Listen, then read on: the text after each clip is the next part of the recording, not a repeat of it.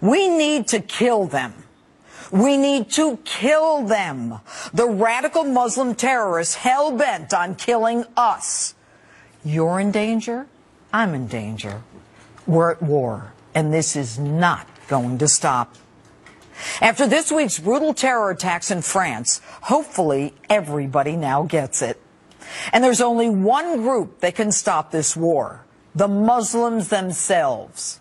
Our job is to arm those Muslims to the teeth, give them everything they need to take out these Islamic fanatics. Let them do the job. We need to simply look the other way.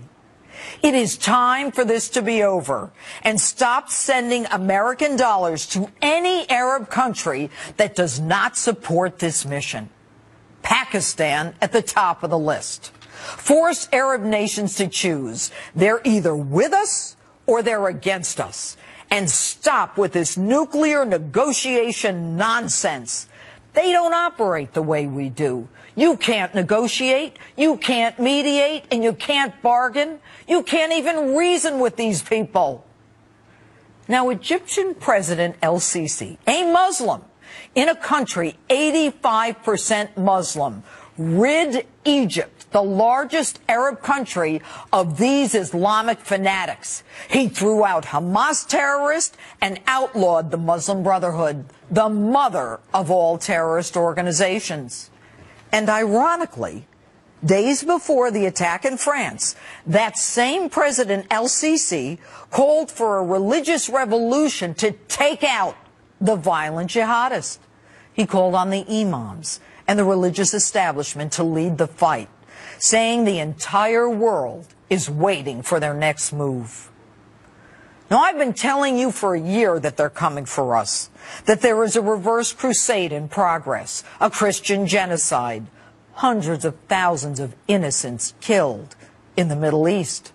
And 7 months ago, I said that we need to bomb ISIS as it began its steamroll through Iraq. Bomb them, and bomb them again, for which I was roundly criticized.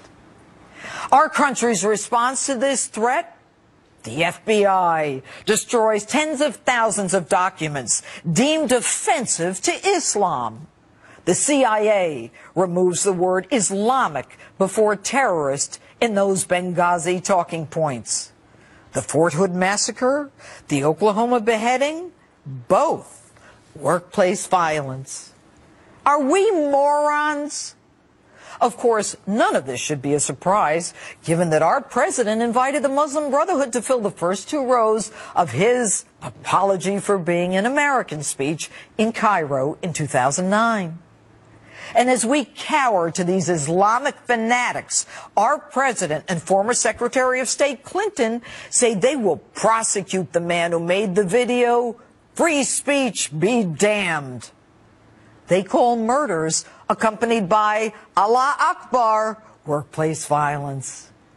This surrender is nothing more than a coward's response to the fear of this fanatical terrorism. And this political correctness will be the death of us. They can kill us, but we can't hurt their feelings? I'm surprised the president hasn't signed a new executive order that simply says, don't offend Muslims. And make no mistake, as sure as I'm talking to you, there will be efforts to limit our First Amendment, our free speech, to comply with Sharia blasphemy laws, which call for death to those who slander the Prophet Muhammad. And at a time when we have never been in more danger, our president is focused on free community college, on his continuing march to reduce the size of the military and eviscerate our national security. Our government's response to the terror threat is to have an interfaith dialogue to try to understand and empathize with the enemy. And when they want to shut us up, they call us Islamophobes. Muslim groups like CARE and the Nation of Islam have been integrated into our society. Muslims invited to worship at our national cathedral in Washington, D.C. We're directed by a political correctness that is so bizarre, so disconnected from reality that it does nothing but assist our enemy in our own destruction. They have conquered us through immigration. They have conquered us through interfaith dialogue. And they have conquered us by co-opting our leaders into a position of embarrassment. Now, the Prime Minister of France, just a few hours ago, stated that France is at war with radical Islam. Why can't our president even say the words radical Islam or Islamic terrorist, let alone protect us Americans? It's not like we haven't been, that we haven't suffered from these fanatical terrorists. Thousands of Americans have died at their hands. The World Trade Center, the USS Cole, Tanzania, Fort Hood, Benghazi. But when the head of MI5, one of the most secretive positions, shows his face to the world saying that Britain is going to get hit next, it is time to get serious. And as this Islamic cancer metastasizes throughout the world, Boko Haram in Nigeria, Al-Shabaab in Somalia, Ansar al-Sharia in Libya, Al-Qaeda, ISIS, and as it goes through Europe, it is headed our way. Our forefathers gave up everything, their fortunes, their families, their lives, to create a government where free speech and freedom of religion were sacrosanct. This surrender, this refusal to even call it what it is an insult to my father and my grandfather and everyone who served in the armed forces, who fought to protect what is sacred to every American.